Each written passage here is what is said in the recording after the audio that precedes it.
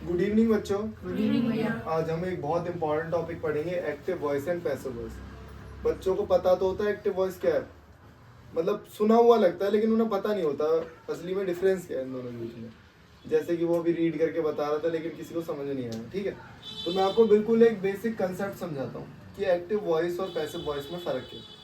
सबको पता है कि कोई भी सेंटेंस है उसमें एक सब्जेक्ट हो गई होगा, हाँ भैया। जिसके बारे में बात करेंगे। एक वर्ब होगी और बाकी ऑब्जेक्ट। ठीक है, अगर मेरा सब्जेक्ट ही डूअर है, सुनना बात को ध्यान से, जो सब्जेक्ट है वही कर रहा है।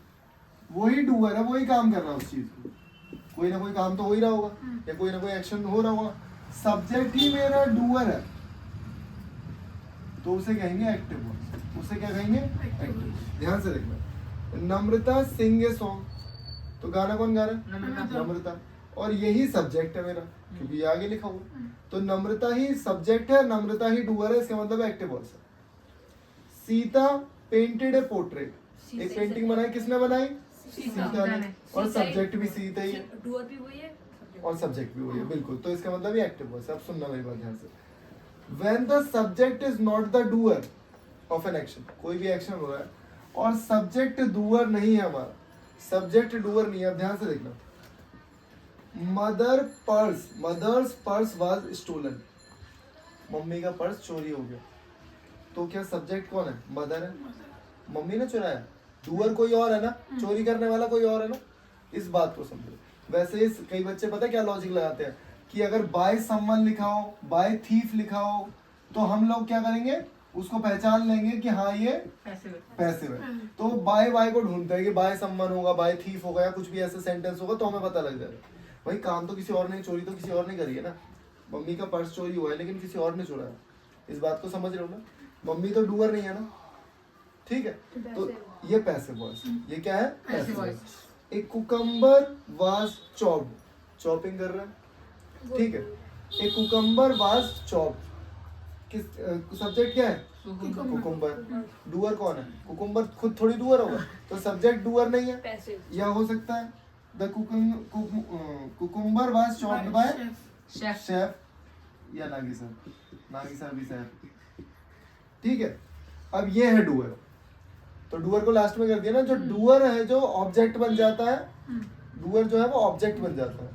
अब ए लेटर या the letter was delivered by postman, delivered by friend, कुछ भी हो सकता है।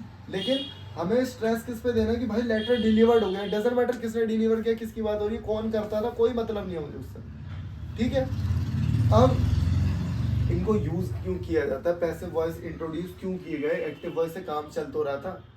ठीक है, तो मैं बताता हूँ कहाँ कहाँ ये चीजें यूज होंगी। ठीक है, ठीक है। तो मैंने यहाँ पे कुछ सेंटेंस लिखे हैं और आपको बताने हैं वो एक्टिव वॉइस है passive voice.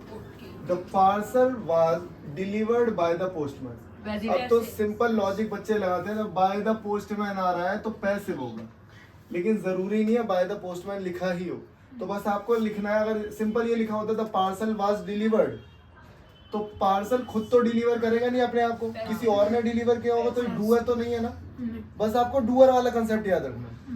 The teacher distributed the answer sheet, active है। तो ये एक्टिव है क्योंकि टीचर ही डिस्ट्रीब्यूट कर रहा है आंसर शीट, तो ये डूअर भी यही है, सब्जेक्ट भी यही है। The poem was written by Nagi sir, अब पोएम खुद तो लिखेगी नहीं, इसका जो डूअर है वो लास्ट में। ठीक है, ओके जी। I will pluck all the flowers in the evening, active है। ठीक है, अब ये है अच्छा question, the thief was caught by the police, passive है। बढ़िया, एक बार में बता दिया, क्योंकि देखो थीफ वाज कॉट बाय, वैसे तो बाय लगाए तो बच्चे खुद ही दिमाग लगा लेते हैं, लेकिन अगर मैं बोलूं थीफ वाज कॉट, चोर पकड़ा गया, लेकिन चोर पकड़ा नहीं गया, लेकिन चोर को किसी और ने पकड़ा है ना। चोर पकड़ा गया है तो किसी और ने पकड़ा है, इसका मतलब ये तो डूअर नहीं है, डूअर तो पुलिस वाले रहे होंगे या कोई और रहा होगा। तो ये हमारा क्या है? ये हमारा पैसिव वॉइस। ठीक है, तो ये छोटे से लॉजिक लगाने। अब आता है, पता है क्या पेपर में आता है, कन्वर्ट करने को। पेपर में क्या आता है कि आपको एक एक्टिव वॉइस दे देंगे या पैसिव वॉइस दे देंगे, आपको कन्वर्ट करना है उसे। तो कैसे कन्वर्ट करोगे? जैसा अभी इसने बताया कि एक्टिव वॉइस में और पैसिव वॉइस में एक छोटा सा डिफरेंस और होता है। बस आपको ये याद रखना है कि वर्ब की थर्ड फॉर्म आती है पैसिव वॉइस में, वर्ब की थर्ड फॉर्म आएगी, यहाँ पे भी वर्ब की थर्ड फॉर्म है। ठीक है, तो ये छोटी सी चीज याद रखनी है। और ये कब आएगी कैसे आएगी वो मैं अभी कंस्ट्रक्शन कराऊंगा तब आपको बताऊंगा। ठीक है, तो मैंने आपको बताया use of the passive voice. Passive voice कब कब यूज किया जाता है? If the doer of an action is not known, हमें जो डूअर है ना उसके बारे में कुछ नहीं पता। तो जैसे मैंने बताया मदर्स पर्स वाज स्टोलन, अब पता ही नहीं किसने चुराया किसने नहीं चुराया, लेकिन मुद्दे की बात किया मम्मी का पर्स चोरी हो गया। अब यही तो चिल्लाते हैं मम्मी का पर्स चोरी हो गया चोरी हो गया चोरी हो गया, है ना, लेकिन किसने चुराया उसके बारे में कोई बात नहीं करता। ठीक है, if the stress is more on the action rather than the doer, ठीक है, जो भी काम हुआ है ना, जो भी एक्शन हुआ उसके बारे में ज्यादा बात हो रही है, ना कि उसके बारे में किसने किया। तो जैसे Osama bin Laden was killed, अब किल्ड बाय समवन होगा। ओसामा बिन लादेन कौन है? 26/11/9/11 था, हाँ, 26/11 जो मुंबई अटैक। ट्विन टावर जो प्लेन से अटैक किए थे ना, उसमें प्लेन 5-6 प्लेन हाईजैक किए थे उसने, और बहुत स्ट्रेटेजी से जो सबसे बड़ी बिल्डिंग थी वो उड़ा दी थी उसने, न्यूयॉर्क की। क्या नाम है उसका? अरे यार बिल्डिंग का नाम याद नहीं आ रहा, बहुत फेमस बिल्डिंग है। ठीक है, टावर थे, बिल्डिंग ही होती है टावर, बिल्डिंग उसमें काम चलता है, सारी जो मेन काम होते थे वो उसी में होते थे, तो वो उड़ा दी थी उसने। तो इसके ऊपर हाँ, फिर उसको 10 साल लग गए पकड़ने में। आप क्या बात कर रहे हो? यूएसए को भी 10 साल लग गए पकड़ने में। कितना मतलब कितनी तरीके से रहता होगा। बताते कि जहाँ ये था छुपा हुआ उसके आसपास कई दूर दूर तक जैमर लगे हुए थे, मतलब कोई भी नेटवर्क अंदर आ ही नहीं सकता। फिर भी ये इसको अंडरग्राउंड करके रात को मारा गया, और उसके ऊपर एक पूरी मूवी भी बनी हुई है, डॉक्यूमेंट्री भी है, ध्रुव राठी की वीडियो भी देख लेना। बहुत ही हाई लेवल का प्रोफाइल का बंदा था और बहुत ही पढ़ा लिखा भी था। और इसलिए मारा गया था तो उसमें बंद करके ले गए थे ना बर्फ की सिल्ली। ठीक है, उसके बाद इफ द एम्फेसाइजेस का मतलब होता है जोर देना, किसी बात को स्ट्रेस देना, जोर देना, इज ऑन द थिंग और on the person who receive the action, मतलब जो कर रहा है वो नहीं, जो रिसीव कर रहा है। The letter was delivered, the letter was delivered, कि लेटर डिलीवर्ड हुआ है, लेटर क्या हुआ है? डिलीवर्ड हुआ, उस पर ज्यादा जोर दिया जा रहा है कि लेटर आ गया लेटर आ गया।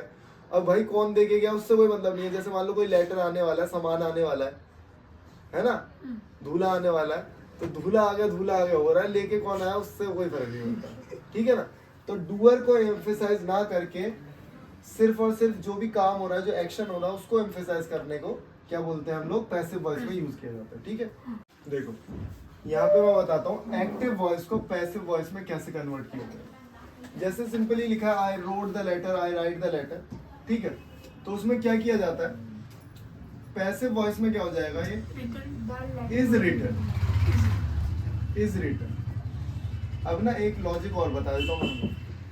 हमने पढ़ा है कि थर्ड फॉर्म की, वर्ब की थर्ड फॉर्म तो परफेक्ट में यूज होती थी, और परफेक्ट के साथ हमेशा हैज हैव आता है या हेड आता है। लेकिन ये इज कब से आने लगा? इज तो आईएनजी फॉर्म के साथ आता है। तो समझ जाना, अगर इज और थर्ड फॉर्म, वाज और थर्ड फॉर्म एक साथ आ रही है तो पैसिव वॉइस है। ये भी एक लॉजिक है समझने में। आई एम रिटन, ठीक है, तो ये आ जाएगा इज बीइंग रिटन।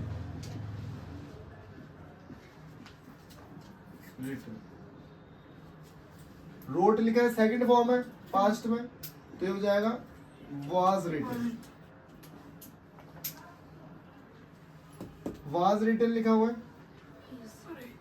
ठीक है, was being written.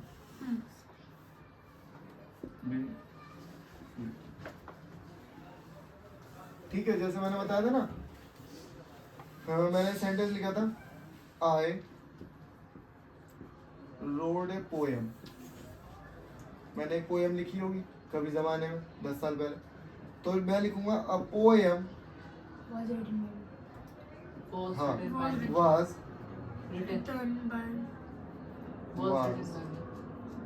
written by me only। तो अभी ये पढ़ोगे कि आई जो है वो मी में कन्वर्ट हो गया, वी जो है बोलो अस में कन्वर्ट हो गया। ठीक है, तो अभी ये सारी चीजें कन्वर्जन बताऊंगा, आज के लिए इतना ही करते हैं। ठीक है, सबसे पहले तो आपके कंसेप्ट क्लियर होना चाहिए कि सबसे पहले मैंने बताया ना, आप वर्ड्स को देख के, लाइन को देख के, सेंटेंस को देख के पहचाना ही करो बस कि ये कौन से टेंस में है। ये तो नहीं काम करा करो, लेकिन रोज किया करो। पूरी एक वो पढ़ा, एक लाइन पढ़ी, वो देखना है तुम्हें कौन से टेंस में दे रखा है, फिर कौन सा टेंस है, मतलब एक्टिव पैसिव वॉइस है, और वॉइस कौन सा है, एक्टिव वॉइस है, पैसिव वॉइस है, और टेंस कौन सा फिट हो रहा है। ये भी देखना बहुत बड़ा टास्क होता है, बच्चों को यही समझ में नहीं आता है। तो आप इसकी प्रैक्टिस करा करो, ठीक है।